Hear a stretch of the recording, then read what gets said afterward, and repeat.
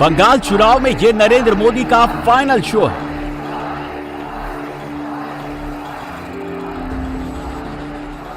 बंगाल में चुनाव प्रचार के अब आखिरी कुछ ही घंटे बचे हैं। बंगाल में चुनाव प्रचार का शोर थमने वाला है।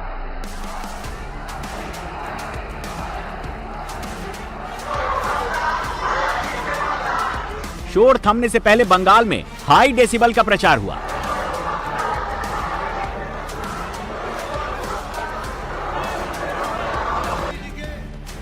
बंगाल नरेंद्र मोदी के लिए फाइनल फ्रंटियर है, जिसे वो हर कीमत पर जीतना चाहते हैं। इसीलिए नरेंद्र मोदी ने इसे जीतने के लिए कोई कोर कसर नहीं छोड़ी है। पहले चरण की वोटिंग में बंगाल ने कमाल कर दिया है। पहले चरण में टीएमसी का अहंकार टूट गया है। अब दूसरे चरण में बीजेपी सरकार की प्रचंड जीत पक्की होने जा रही है।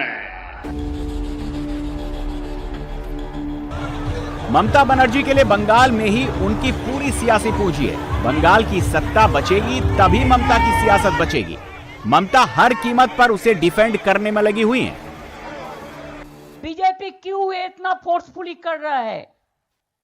फर्स्ट फेज इलेक्शन में 100 सेंचुरी हमको हो गया और सेकेंड में हमको ये सब हमारा ही एरिया है। जितना भी कोशिश करो, अरे हम तो सीपीएम का टाइम में देखा कि हम दक्षिण कोलकाता से एक भी जीता, लेकिन हमको हराने नहीं सका। इसी के लिए कि हमको पता है कैसे कैसे काम करना पड़ता है। इतना इजी नहीं है, जबरदस्ती जोर करके करेंगे और एक जो सेकेंड फेज आएगा उसमें हम फिर डबल सेंचुरी करेगा।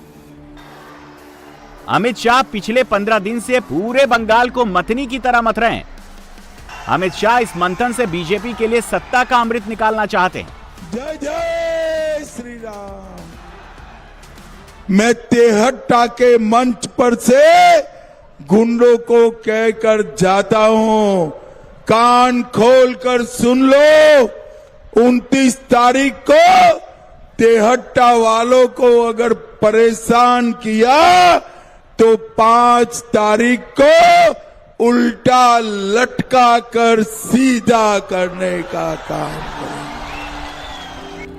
बीजेपी को बंगाल में परिवर्तन दिख रहा है, जिसे रोकने के लिए टीएमसी के जनरल सेक्रेटरी अभिषेक बनर्जी ने भी जान झोंक दी है।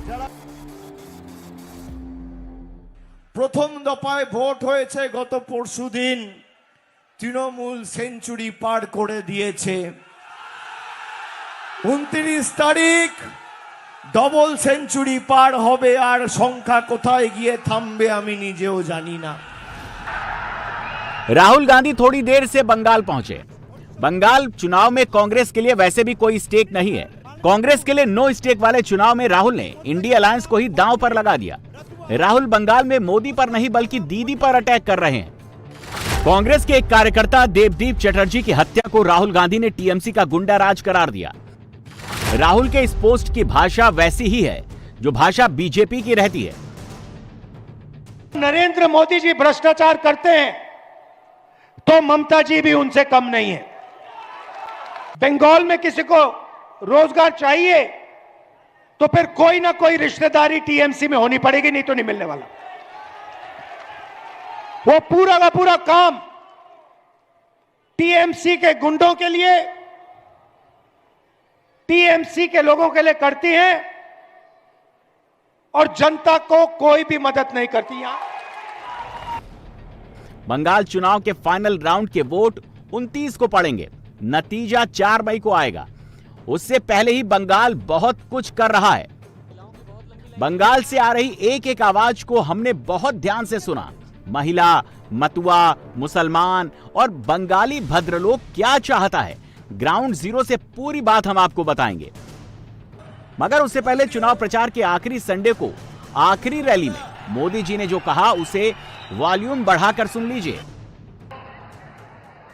बंगाल का ये चुनाव अब अंतिम चरण में है, लेकिन आपने एक बात नोटिस की होगी, 15 साल पहले टीएमसी मां, माटी और मानुष की बातें करके सत्ता में आई थी, लेकिन अब इनके मुंह से मां, माटी और मानुष ये शब्द तक नहीं निकलते। आखिर क्यों? क्या कारण है? मैं कारण आपको बताता हूं। साथियों, ये टीएमसी वाले अगर मां, माटी और मानुष की याद दिलाएंगे तो इनके पाप सामने आ जाएंगे। टीएमसी की निर्ममता ने मां को रुला दिया, माटी को सिंडिकेट और घुसपैठियों के हवाले कर दिया और बंगाल के मानुष को पलायन के लिए मजबूर कर दिया। मोदी और शाह की जोड़ी लगभग पूरी तरह कन्विंस्ड है कि 4 मई को परिवर्तन होने जा रहा है। 4 मई को बीजेपी बंगाल जीतने जा रही है। 4 मई को कोलकाता में कमल खिलने जा रहा है। लेकिन बंगाल चुनाव का मैथमेटिक्स इसे सपोर्ट नहीं करता। बंगाल चुनाव के दूसरे राउंड में जिन 142 सीटों पर मतदान होना है, उनमें से 123 सीटें ममता की टीएमसी के पास हैं। बीजेपी के पास केवल 18 सीटें हैं। 5 साल पहले 1 सीट आईएसएफ ने जीती थी।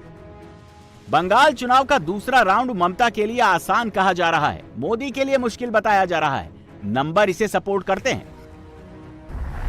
कोलकाता की 11 सीटें हैं, बीजेपी यहां 0, टीएमसी 11 पर है। हावड़ा में 16 सीटें हैं, बीजेपी यहां 0, टीएमसी 16 पर है। पूर्वी वर्धमान में 16 सीटें हैं, बीजेपी यहां 0, टीएमसी 16 पर है। साउथ 24 परगना में 31 सीटें हैं, बीजेपी यहां 0, टीएमसी 30 पर है। नॉर्थ 24 परगना में 33 सीटें हैं, बीजेपी के पास सिर्फ 5 सीट, टीएमसी के पास 28 सीट है। हुबली में 18 सीटें हैं, बीजेपी के पास 4, टीएमसी के पास 14 सीटें हैं। दूसरे राउंड में एक अकेले नदिया जिला ही है जहां बीजेपी टीएमसी से आगे है। मथुआ बहुल नदिया की विधानसभा की 17 सीटें हैं, बीजेपी के पास 9 सीटें हैं, टीएमसी के खाते में 8 सीटें हैं। 249 में 200 सीट का टारगेट अचीव करना मुश्किल लगता है। पहले राउंड में 110 सीटें जीतने का बीजेपी का दावा अगर सच भी हो गया तो दूसरे राउंड में बीजेपी को 90 सीटें चाहिए। मोदी के लिए यह मैथमेटिक्स का चुनाव नहीं, मोदी के लिए यह केमिस्ट्री का चुनाव है। प्रधानमंत्री को मालूम है कि सिर्फ मैथ से बंगाल नहीं जीत सकते, इसीलिए वो केमिस्ट्री लगा रहे हैं। केमिस्ट्री का फॉर्मूला सेट करने के लिए ही मोदी बानगांव में मथुआ समाज की ठाकुरबाड़ी में जाकर मत्था टेकते हैं। बंगाल की संस्कृति से बीजेपी की केमिस्ट्री दुरुस्त करने के लिए ही मोदी बेलूर मठ में जाकर स्वामी रामकृष्ण परमहंस और स्वामी विवेकानंद की स्मृतियों के आगे शीश नवाते हैं। हुबली नदी में मोदी का बोट राइड करना भी इसी का हिस्सा है। और बंगाल के आम लोगों की पसंदीदा झालमुड़ी खाने का महत्व क्या है, यह भी मोदी को मालूम है।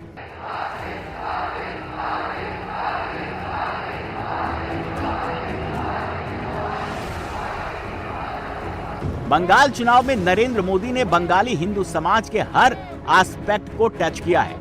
इसी केमिस्ट्री के दम पर बीजेपी 294 में से 200 सीटें जीतने का टारगेट बनाकर चल रही है। आज बंगाल को आपके एक वोट की जरूरत है। बंगाल को आपके एक वोट की जरूरत है। आप हमें आशीर्वाद दीजिए, अपना वोट दीजिए, हम आपको टीएमसी से आजादी दिलाएंगे।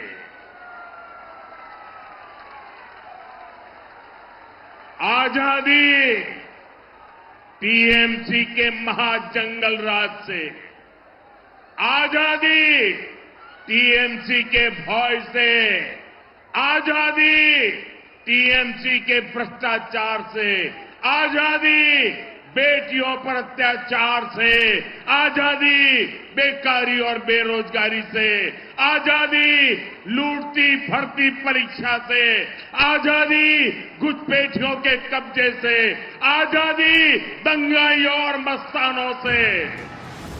दूसरी तरफ ममता बनर्जी हैं जो ताल ठोक कर कह रही हैं कि मोदी मंत्रिमंडल के सारे मंत्री और एनडीए के 19 मुख्यमंत्री मिलाकर भी बीजेपी को बंगाल का चुनाव नहीं जितवा सकते। ममता के तेवर दिनों दिन तीखे होते जा रहे हैं।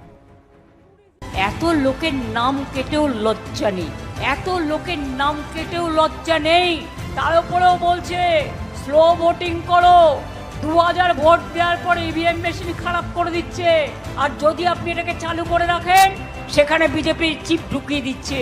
সেই জন্য কি করতে হবে, মেশিন খারাপ হলে সে মেশিনে ভোট হবে না, মানুষকে কষ্ট করে একবার আসতে হবে, কারণ আপনাদের এই ভোটটা হচ্ছে অধিকার রক্ষার লড়াই, সম্পত্তি রক্ষার লড়াই, পরিবার বাঁচানোর লড়াই, গণতন্ত্রের লড়াই, সাংবিধানিক অধিকার রক্ষার লড়াই।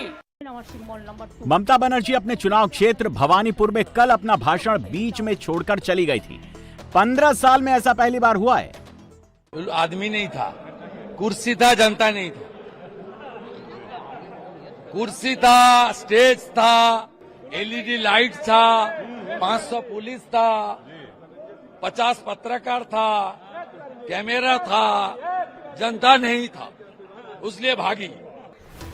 क्या बंगाल चुनाव में ममता बनर्जी के पैर उखड़ रहे हैं? चुनाव प्रचार के आखिरी वीकेंड पर आखिरी संडे को ममता बनर्जी की आखिरी पदयात्रा की भीड़ देखकर ऐसा नहीं कहा जा सकता। आखिरी संडे ममता के लिए प्रचार करने अरविंद केजरीवाल भी पहुंचे। रोज ट्रंप हमारे देश को गाली देता है, रोज ट्रंप मोदी जी को गाली देता है।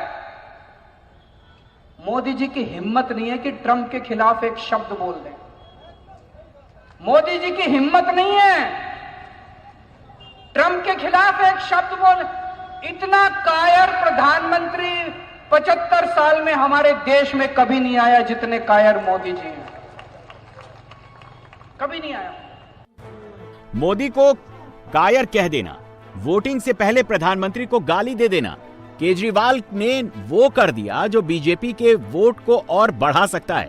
बंगाल चुनाव अभी भी ओपन है, इसे बीजेपी की तरफ झुकाने के लिए मोदी आखिरी मिनट तक प्रचार कर रहे हैं। आज बनगांव से मैं डंके की चोट पर घुसपैठियों को चेतावनी देना चाहता हूं। जो भी अवैध तरीके से बंगाल में घुस आया है, जो फर्जी डॉक्यूमेंट लेकर यहां रह रहा है, वो 29 अप्रैल से पहले बंगाल और हिंदुस्तान छोड़ दे, वरना 4 मई के बाद हर घुसपैठियों को खदेड़ा जाएगा। टीएमसी किसी भी घुसपैठियों को बचा नहीं पाएगी। फाइनल राउंड की वोटिंग से पहले मोदी का रोड शो कोलकाता के जिस रास्ते से गुजरा वो भगवामय दिखने लगा। आज प्रधानमंत्री जी आए, उसका बाद वो फूल मिठाई देके माँ का पूजा किया, उसका बाद माँ का आरती किया पंच प्रदीप से, और उसका बाद पंडित जी उसका आशीर्वाद दिया, चरणामृत दिए।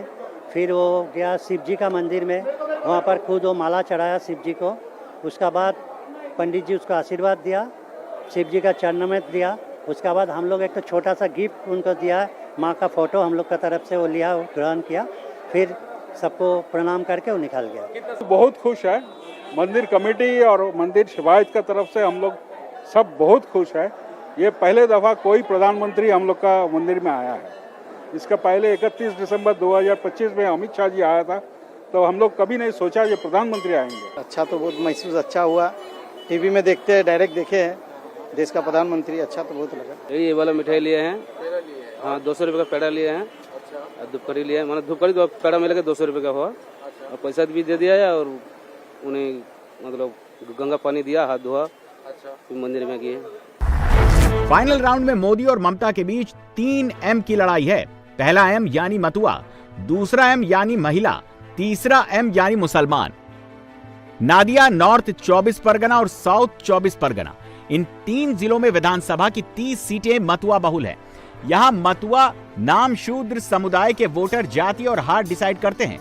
बांग्लादेश से आए मतुआ को मोदी ने CAA कानून बनाकर नागरिकता दी है। बंगाल में SIR हुआ तो हजारों मतुआ के वोट कट गए। ममता बनर्जी इस बात को भुना रही हैं। वो मतुआ समाज में तृणमूल की पैठ बढ़ा रही हैं। मतुआ बहुल 30 सीटों में से 17 सीटें फिलहाल TMC के पास हैं। 2021 में 13 सीटें बीजेपी ने जीती थी। 2024 के लोकसभा चुनाव हुए तो बीजेपी ने 16 सीटों पर लीड ली। TMC की लीड घटकर 14 सीटों पर रह गई थी। बानगांव के मतुआ मंदिर में मत्था टेककर मोदी ने मतुआ वोटर्स को भरोसा दिया कि उनका ख्याल कोई रख सकता है तो बीजेपी ही रख सकती है। ममता और तृणमूल मतुआ समाज का भला नहीं कर सकते। मैं मतुआ, नाम शूद्र और अन्य सभी शरणार्थी परिवारों से कहूंगा, आपको नागरिकता भी मिलेगी, आपको पक्का एड्रेस मिलेगा, आपको हर वो कागज मिलेगा, हर वो हक मिलेगा जो किसी भी भारतवासी को, देश के नागरिक को मिलता है। ये मोदी की गारंटी है। दूसरा M यानी महिला सबसे महत्वपूर्ण है। बंगाल में कुल 6,82,51,008 वोटर हैं। इनमें से 3,33,14,628 महिला वोटर हैं। इनका परसेंटेज 48.81% है। महिला वोटर मोदी का स्ट्रांग पॉइंट है, लेकिन मोदी का महिला कार्ड बंगाल आकर फेल हो जाता है। ममता बनर्जी खुद महिला मुख्यमंत्री हैं। ममता की कैबिनेट में महिला मंत्रियों के पास अहम पोर्टफोलियो है। ममता सरकार की आधी योजनाएं महिलाओं के लिए हैं। ममता सरकार हर महिला के खाते में हर महीने 1500 रुपए भेजती है। ममता की पार्टी महिलाओं को सबसे ज्यादा टिकट देती है। लोकसभा में तृणमूल की 11 महिला सांसद हैं। राज्यसभा में तृणमूल की 6 महिला सांसद हैं। महिला वोट दूसरे राउंड की सभी 142 सीटों पर असरदार है। 2021 के चुनाव में ममता की पार्टी को 50% महिलाओं के वोट मिले थे। बीजेपी को बंगाल की 36% महिलाओं ने सपोर्ट किया था।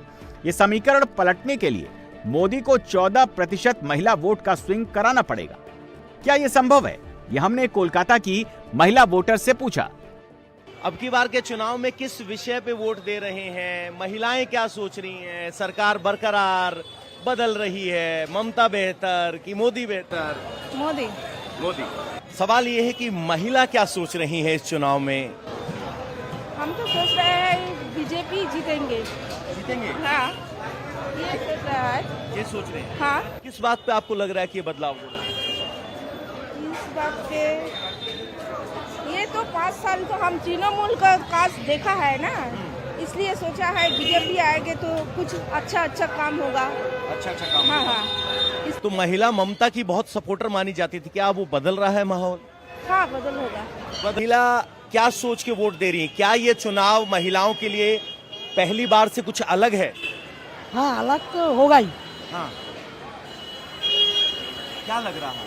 तो पहले क्या कहेंगे, बोलेंगे होने के बाद। लंबी सी मुस्कुराहट के बाद आप बताइए क्या सोच के वोट दें? जो हमारे लिए उन्नति करेगा वही को वोट देंगे। तो उन्नति हुई है पिछले 5 साल में या कुछ बदलाव देख रहे हैं? बदलाव जो हुआ है अच्छे हुआ है कि बुरे हुए हैं तो नहीं बता सकते। बदलाव हुआ है लेकिन कुछ अच्छा हुआ है, बहुत बुरा भी हुआ है। मैम क्या करते हैं आप? प्रोफेशनल हैं, कलकत्ता में रहते हैं? बिजनेस में हैं, कलकत्ता में ही रहते हैं। एक फीमेल जो बिजनेस करती है, कलकत्ता में रहती है, क्या सोच के वोट कर रही है अब की बार? क्या चल रहा है महिला के मन में? अभी तो फिलहाल सोच ही रहे हैं कि कुछ बदलाव आए, बट आ तो नहीं रहा है कुछ, और जो चल रहा है वो तो चल ही रहा है, सबको सब पता ही है। ममता दीदी भालो कि मोदी भालो? बाबा क्या लगता है आपकी बेटी क्या बोलेगी? मोदी। मोदी बोलेगी। हाँ ठीक है, जो होगा देखा जाएगा। जो होगा देखा जाएगा, क्या होगा? कुछ भी हो सकता है। अच्छा, श्योर शॉट नहीं है आपकी बात? नहीं। विषय क्या होगा? अगर महिला वोट कर रही है तो किसी योजना के नाम पे कर रही है, किसी और बात पे कर रही है, उन्नयन पे कर रही है, क्या सोच के वोट कर रही है? उन्नयन भी है, फिर महिला की जो सुरक्षा है उसके ऊपर भी जोर होना चाहिए। हाँ, होना चाहिए। सुरक्षा एक बड़ा विषय है। हाँ 100%। मैम दिल्ली रहती हैं, माता जी को वोट दिलवाने के लिए दिल्ली से आए हैं। माता जी की उम्र है 81 साल। अब की बार वोट इतना जरूरी कैसे हो गया कि आप 81 साल की महिला को यहाँ लेकर आए? नहीं, मेरा कोई ये नहीं था, मेरी मम्मी का जोश था। अच्छा। देने के लिए। हाँ। तो मैंने इनका नहीं कर पाई। अच्छा। हाँ। क्या कहा काकी माँ ने? वो बोल रही थी मुझे जाना है, वोट देना है। देखिए, सत्य का जीत होना चाहिए। सत्य का जीत जरूर। सत्य धर्म का सत्य जो है ना, उसका जीत होना चाहिए। बस यही होना चाहिए।